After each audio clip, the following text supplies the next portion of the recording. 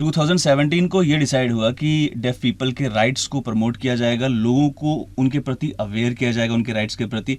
और 23 सितंबर 2018 में हमने पहली बार world sign language day celebrate किया। और इसी दिन आपको बताऊं कि 23 सितंबर 1951 में वर्ल्ड फेडरेशन ऑफ डेफ भी इस्टेब्लिश हुई थी। अब हमें सेलिब्रेट करते करते साइन लैंग्वेज डे को जो है तकरीबन 7 साल हो चुके हैं। 7 साल में कितना कुछ बदला, कितने लोग अवेयर हुए और कितने लोगों को इस दिन के बारे में एक्चुअली में पता है। मेरा ये सवाल जनता से है फिलहाल, लेकिन आज बहुत से सवालों का जवाब देने के लिए मेरे साथ हैं school for hearing handicap J&K समाज कल्याण केंद्र के प्रिंसिपल श्री रोशन भान जी। और ये जो स्कूल चलाते हैं वो J&K और लद्दाख में सिर्फ इकलौता ही है। सर, सबसे पहले आपका स्वागत है टॉप FM पे। Thanks a lot. 7 साल हो गए, आपको क्या लगता है कि कितने अवेयर हो चुके हैं लोग और कितनी अवेयरनेस इन 7 सालों में लोगों तक पहुंची है?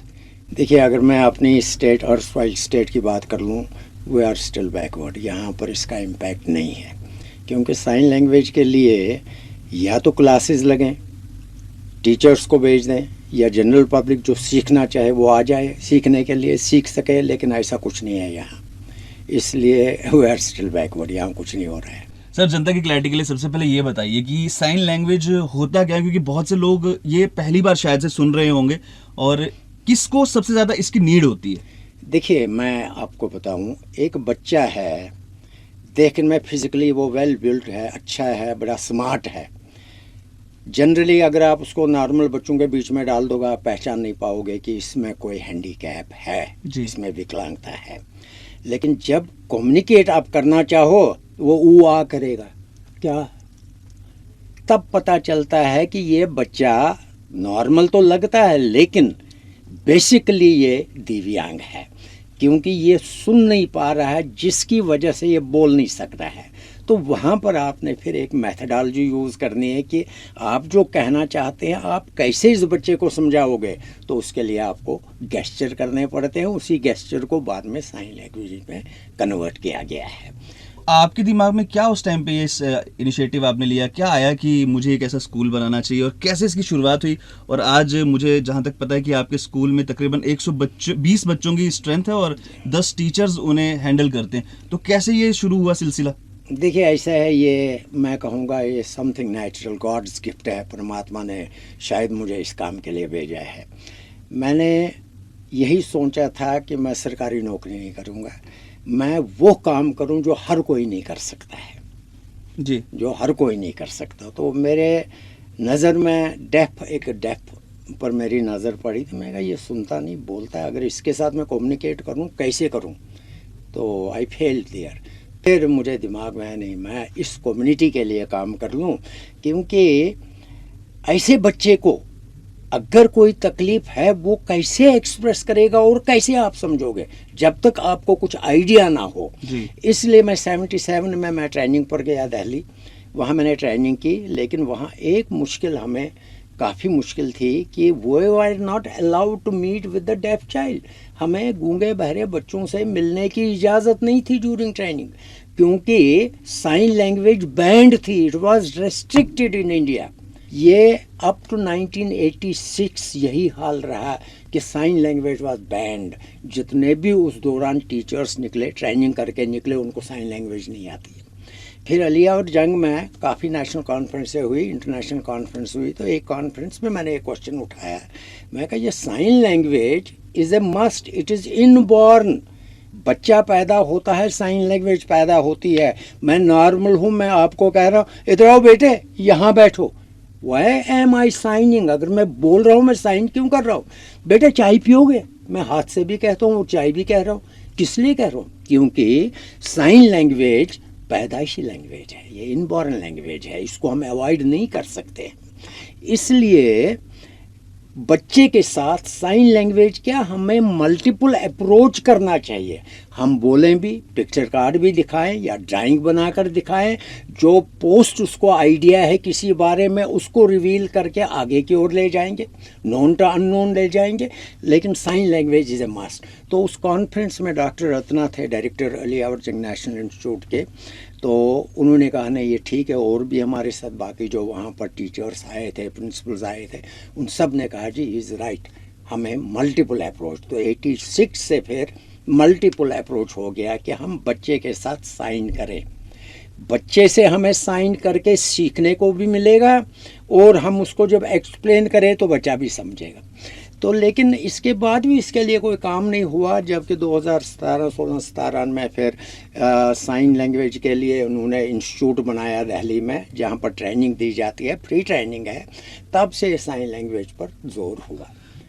सर, जो नई एजुकेशन पॉलिसी है ये उसका जो करिकुलम और जो उसका स्ट्रक्चर तैयार किया गया है 2022 में, ये कहा गया था जहाँ तक मैंने सुना कि अब साइन लैंग्वेज को भी एज अ सब्जेक्ट जो है एकेडमिक करिकुलम में इंट्रोड्यूस करेंगे। और आपको ये लगता है कि जब ये इंट्रोड्यूस हुआ या इसके होने के बाद कितना ये इम्पैक्टफुल रहा और कितना इसका इम्पैक्ट पड़ा और कितना लोगों ने इसको सीरियसली लिया? पिछले 10 साल से हमने देखा कि बीएड कोर्स में भी इन्होंने हैंडीकैप्ड के लिए कुछ चैप्टर्स रखे हैं, जिसमें डेफ भी है, सेरेब्रल पॉल्सी केसेस भी है, मेंटली रिटार्डेड और भी टाइप्स के हैं वो भी हैं, ऑटिस्टिक चिल्ड्रन है, वो डाला है ताकि एक टीचर को बीएड में थोड़ा सा उसको अंडरस्टैंड होने का मौका मिलेगा कि हैंडीकैप क्या है और इसके साथ कैसे चलें।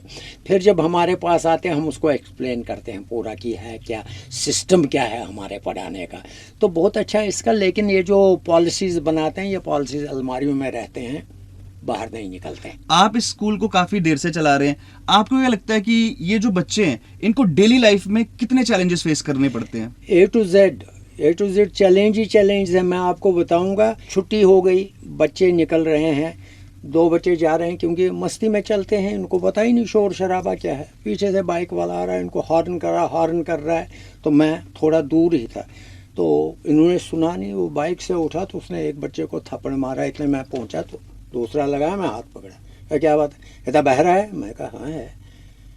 मैं कहा वास्तव में ये बहरा है भाई, ही इज़ डेफ।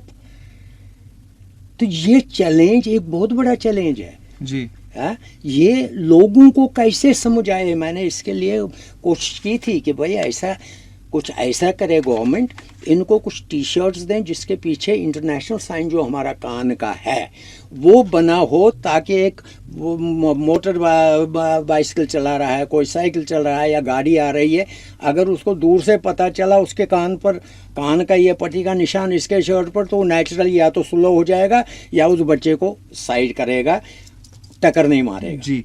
लेकिन कुछ नहीं हुआ ऐसे। है चैलेंजेस, इनके हर जगह चैलेंज है। एक बच्चे की ज़रूरत क्या है, वो दुकान के पास जाता है, जब तक वो फिर चीज़ को पकड़ कर ना बताए दुकानदार भी नहीं समझता है। मैं जनता को ये बता दूं कि आज हम वर्ल्ड साइन लैंग्वेज डे पे बात कर रहे हैं और डेफ जो बच्चे होते हैं जो एक स्पेशल चैलेंज के साथ पैदा होते हैं, उनकी ज़िंदगी भी बेटर हो सकती है और कैसे बेटर हो सकती है उसके बारे में हम जनता को अवेयर कर रहे हैं। सबसे पहले मैं आपको ये बताऊं कि जैसे बाकी बच्चों का सिलेबस जो होता है स्कूल में, इन बच्चों का भी सेम सिलेबस होता है। क्या डिफरेंस होते हैं वो सर से समझते हैं। सर क्या डिफरेंस है? देखिए, पहले मैं आपको बताऊंगा कि ये टर्म है गूंगा और बहरा जी। ये 2 टर्म्स है, 2 एप्लीकेशंस है, लेकिन हम इनको जोड़ते हैं क्योंकि दे आर इंटर रिलेटेड। एक बच्चा जो सुनता नहीं है वो बोलता नहीं है। वजह क्या है कि बच्चा इमिटेशन से सीखता है। एक नॉर्मल बच्चे को जब वो 4-5 महीने का, उसको बोलता है हाँ पापा पापा, मम्मा मम्मा, तुतलाकर वो आस्ता आस्ता टाइम के साथ सीख जाता है। लेकिन डेफ बच्चे को जब आवाज़ ही कान में नहीं गई, वो मुंह हिलाएगा ही नहीं जी। अगर हिलाएगा तो पिच नहीं करेगा साउंड। तो ये दिक्कत है कि जो बहरा होगा वो गूंगा भी हो जाएगा जी। सिलेबस के लिए ऐसा है कि ऑल इंडिया लेवल पर हमने देखा है कि एक 3+ का बच्चा नॉर्मल जिस वक्त स्कूल में एडमिशन लेता है, उस वक्त उसकी होम बिल्ट जो वोकेबलरी होती है अबाउट 1272 वर्ड्स हैं जो उसने घर में सीख लिया होता है 3 साल के बच्चे ने जब वो स्कूल एंटर करता है। इसी 1272 वर्ड्स को ऑल इंडिया लेवल पर हमने 4 साल में डिवाइड किया है। 4 साल उसको first pre primary, second pre primary, third pre primary, fourth pre primary. चूँकि हमारे यहाँ ओल्डर स्टेज में बच्चे आते हैं जिनकी उम्र बढ़ चुकी होती है, इसलिए इस सिलेबस को हमने 3 साल में कन्वर्ट किया। ये सिलेबस क्या है? ये सिलेबस है वो सब चीज़ें जो उसने देखी हैं लेकिन उसको ये नहीं पता केले को केला कहते हैं, आम को आम कहते हैं, सेब को सेब कहते हैं, गाय और भैंस इनमें क्या फ़र्क है, बकरी क्या है, दूध कौन कौन हमें देता है, ये चीज़ें देखी है, इनको नहीं पता है। इनको घर में पता है, दादा भी है, दादी भी है, तो चाचा भी है, ताया भी है, पिता भी है, मम्मा, लेकिन किसको क्या कहें ये इनको नहीं, क्योंकि सारे इससे प्यार करते हैं। तो ये कॉन्सेप्ट जो है ये हम 3 साल में बच्चे को देते हैं। इसमें फिर काउंटिंग वगैरह भी है, कुछ टेबल्स हैं 5 तक, 2 3 4 5 तक, उसमें सिंपल कमांड्स हैं जिसको वर्ब्स हम कहते हैं, उठो बैठो खाओ पियो रो हंसो खेलो, ये सब चीज़ें हैं जो एक 3 साल के नॉर्मल बच्चे की वोकैबुलरी में होते हैं।